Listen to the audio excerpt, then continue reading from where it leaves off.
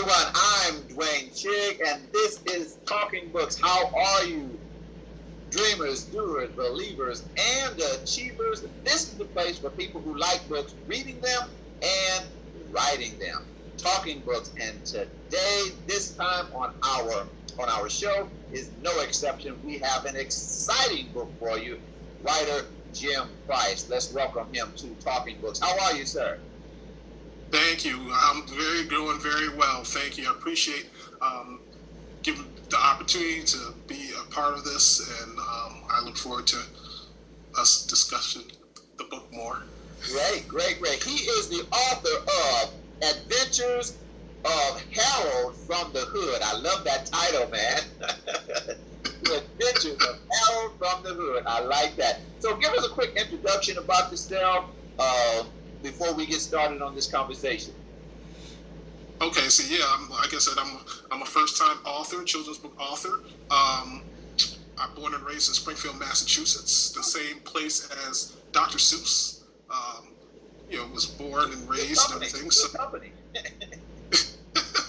So, and I also have a beautiful daughter that I spend a lot of time with. I work as a school counselor in the public systems. I also am a doctoral candidate right now, and I attend American International College. Love it. So I've been working on trying to keep up with the academic endeavors and also doing a lot of promotional things for the book as being a first-time author. Okay. Well, I guess that answers my first question. I was going to ask you, how long have you been writing? This is the first thing you've written, or first thing you've published? First thing I published and written. Yes. Oh, okay.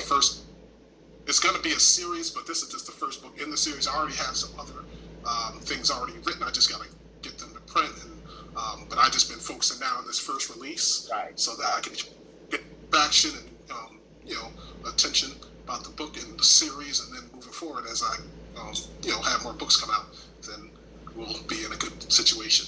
Right. Give us a little bit, without giving too much, give us a little quick synopsis of what the book is about.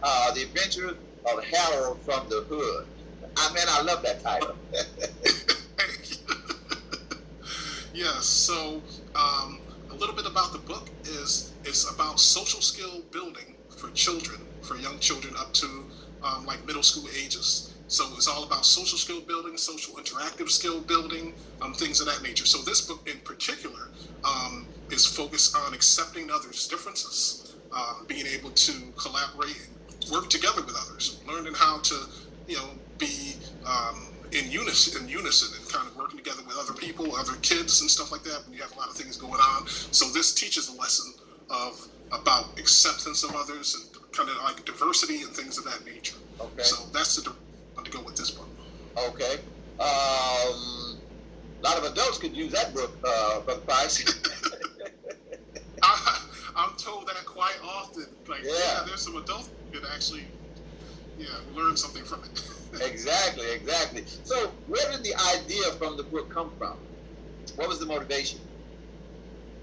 So, way back in like 2012, maybe, I was working in a school with behavioral kids, and they were elementary and middle school kids. So, I had to do social skills groups with those students. Okay. So sometimes it would be hard for them to kind of keep focused on what the social lesson was. So I came up with the idea of getting utilizing a snail puppet to help model social interactive things, model those aspects of social interaction and appropriateness and things like that. And when I used the puppet, I named it Hero from the Hood, and I used the puppet, and it seemed like the kids just loved that. They loved the aspect of, hey, sometimes they would listen to the social lesson, but only because they, knew at the end of the lesson they could see Hero. So kind of just materialized from social skill lessons and groups that I was doing back in like 2012, and after that it was like, okay, it became well known in the school, and everybody's, hey, Harold from the Hood. You hear a lot of the students talking about Harold. They gave you a new name, huh? Yeah. The kids would always ask, "Where's Harold? Where's Harold? Did you bring Harold with you?" I was like, "Yeah, I brought Harold." But are you going to make sure you listen to the social skill lesson first? That's the first most important part. Okay, Get the lesson, then okay, then we can talk about that. But I mean, it was a great idea that helped the students stay focused on the social skill lessons that I was teaching, and I mean, since then talk about it today and stuff. Consider now that's an actual book. From an idea from way back then, that was a social skill lesson idea. Oh man, that's great. So it started out as just a lesson. So when you created Harold for the lesson, did you have the idea for the book, or that's just something that came later? Yeah, I wasn't even thinking about the book at that time. I was just thinking of a way to have the students be more interactive and more with the social skill lessons that I was teaching. So I was trying to make it more interactive and more engaging for them. So at that time, I wasn't even thinking about the idea of it even becoming a book, or thinking of it as, this could be material that could actually become like a book, a social skills series book situation. I'm thinking back then about that. Oh man, that's great. So the main character, Harold, where did Harold come from? Is it patterned after anybody, or what's the story on that? So Harold, like some of the features of Harold, of course, is kind of after me. Okay. So back in the day, they used to have the high top fade. So I had my, forward high top fade back then. Nobody would ever see pictures of that, but I used to have. They're locked away somewhere. No, I keep those in the archives. Those don't come out of nowhere. But yeah, and even with the glasses, the idea of the glasses, that's a dynamic. That's like I incorporated ideas from me into the character too, but I also wanted to be about something of growing up, having experiences of living in the inner city and things like that. I wanted to connect with that also. So I think the title has a lot to do with that, being integrated into the inner city and going through a lot of adversity and the upbringings of inner city and poverty and things of that nature. So I think that shaped a lot of how the character developed in terms of like what I was looking for the character for the book. Okay, so who is the book for? Who is the audience for this book? Who is this book for? So the primary audience is for children from kindergarten up to middle school ages, which could be 5th and 6th grade. I think the dynamics of the way the lesson goes of the book, it fits in great with the dynamic of kids trying to learn to interact, because you see in a lot of those age brackets. I mean, we talk about child development, and during those stages of development, it's very important to try to nurture an environment where they can kind of learn the social skills that are necessary to have them, into teenagehood and adulthood. So those are lifelong lessons that they learn through these social skill building components. So I've always been one to say, hey, to my middle schoolers and stuff like that I would work-wise, that you can learn the social skills now, or when you get older, you have to learn a different way, which probably involves authority, people's authority. Right. You don't learn one way or the other. Yeah. So I said, hey, you might as well nurture those things and learn those things now, and it'll help you down the line when you come into being a teenager and getting to high school and stuff like that. So I think those lessons are so important, especially during that time of child development. Okay. Give us those ages again. What's the range? Oh, like from kindergarten, so that'd be like 4, 5 years old up to 12, 13, 12 primarily, because middle schoolers, they range in between like 11 and 12. So it'd be like from 4-year-olds to like 12-year-olds. I'd say this would be a great, social skill lesson, and a book that is able to teach them a social skill in terms of being able to acceptance of others and things of that nature. So, can you speak to how important or beneficial it is for parents, big brothers, grandparents, whoever, to read this with them, or was it written for them to read on their own, or for a big brother or uncle or father, whoever, to read with them? And if so, talk about how important that is, the benefit of that.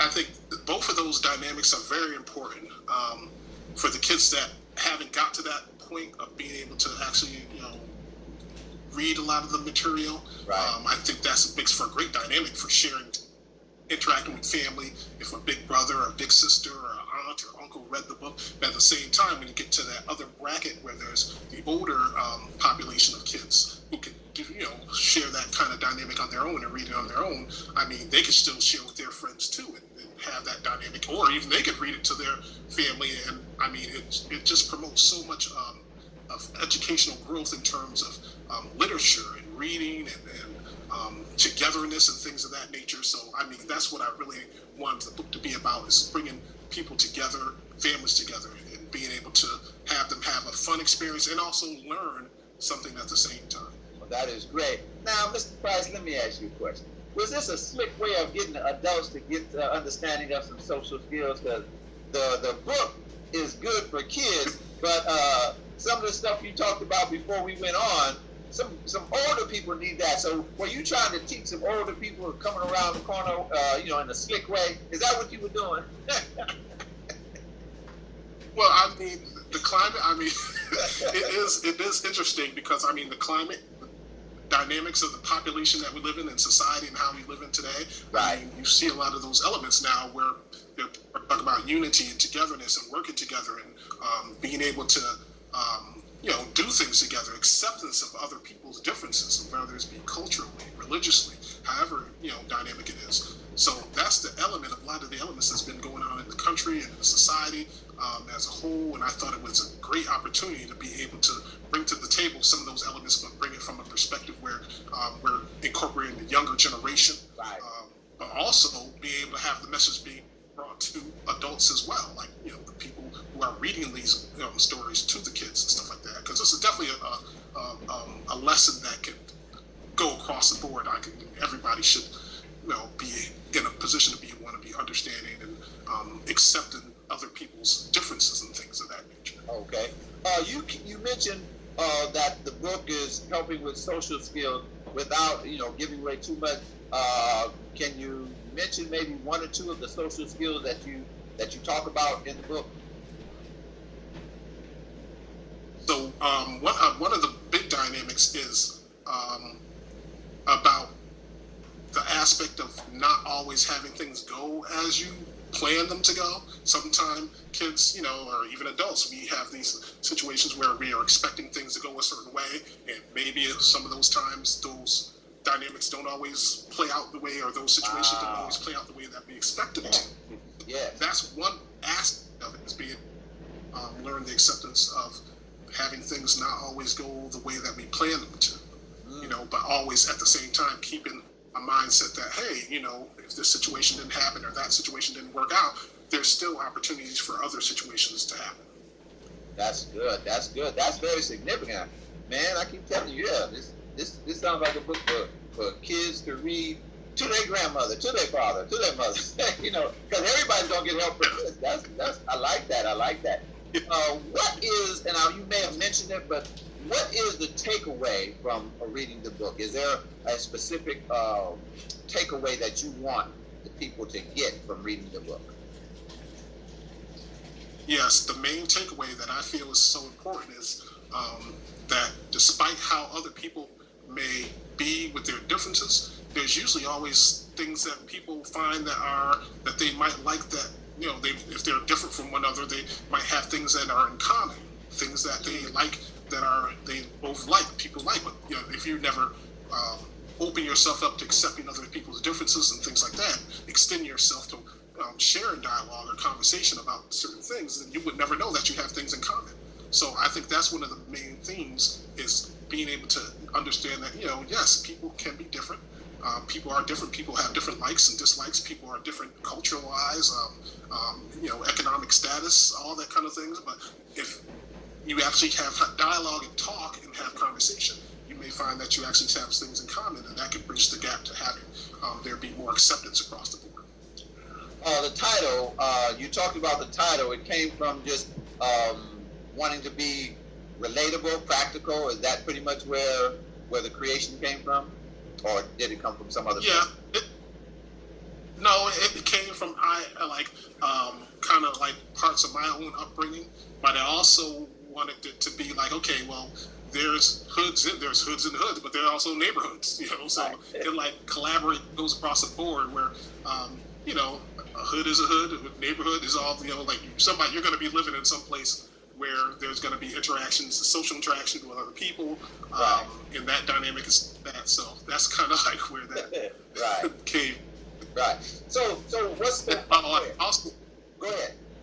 I'm going to say, the other dynamic that I think is important too is that in the inner city, sometimes we have mentors, and I know one of my mentors had said something to me that really resonated with me and stayed with me, and I thought it was so important. He said, when you go through struggles, it actually helps you to get stronger, so that when you get to where you're going, you'll appreciate it more because of all the things that you went through to get there. And that's something one of my mentors growing up had told me, and it just resonated with me and stayed with me. That's very good. What has been the response from family, friends, in terms of, Jim wrote a book, he wrote a book. What has been the response from people, It's been an unbelievable outpour of support. Because my family's pretty big, and I have a lot of friends as well, but it's been just unbelievable. Like, you have family on the West Coast, down south, up north, it's fair. Like, and friends, it's been an unbelievable amount of support for the book, and everybody has always been, expressing how the book definitely does give a lesson that not only kids can probably learn, but adults should be trying to learn that same aspect too. So it's been just unbelievable, and I'm just so grateful and blessed to be able to have gone through the process of being able to make this book and bring it to the communities and things like that. Great. Question: what did writing the book, what did that do for you?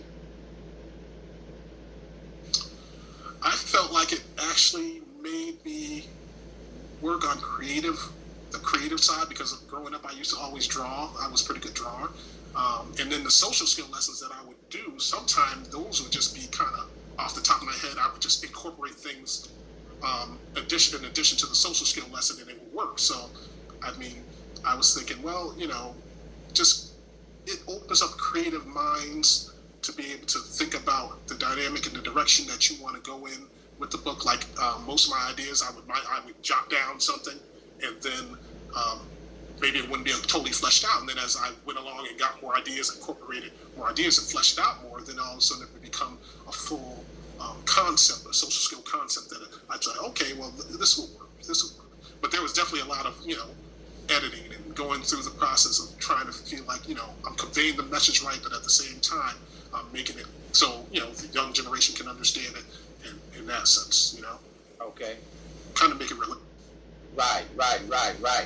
If you could, there are other, the book, the focus here is to let people know about the book, but there may be other authors that will be watching this. What would you say to them about, having an idea or the rough time in the process? What would you say to encourage, to help them?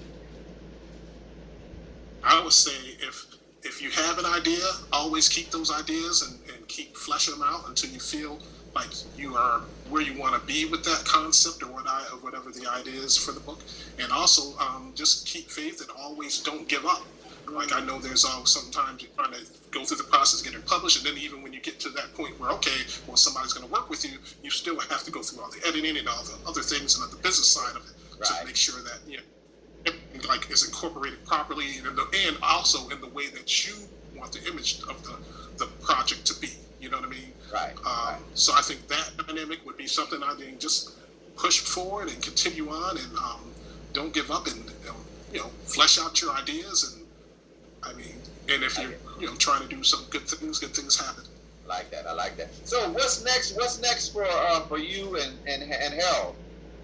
What's the next step for you? So,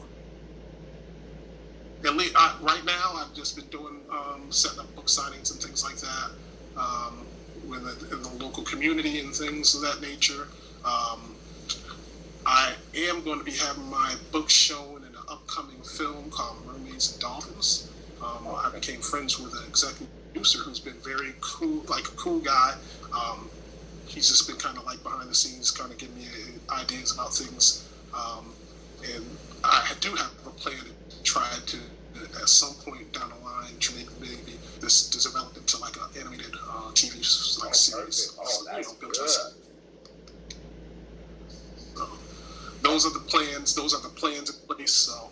Okay, that's good. That's good. So tell the people before we close out, we're almost done. Tell the people now. You're in the Springfield, Massachusetts area, right? Yes, correct. Tell people how they can order the book, how they can get a copy. So, my primary place where I've been selling the book is on Amazon. You can just go to Adventures of Hero from the Hood, A Trip to the Park. You'll see Jim Price on there.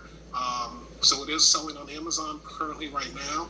And the other parts of the time I'm always selling the books, either book signings and stuff like that. But primarily I've been using Amazon as my primary vehicle to try to do distribution of the books and stuff like that. Okay. So if people want to contact you for having you speak for their children or contact you for anything, how can people get in touch with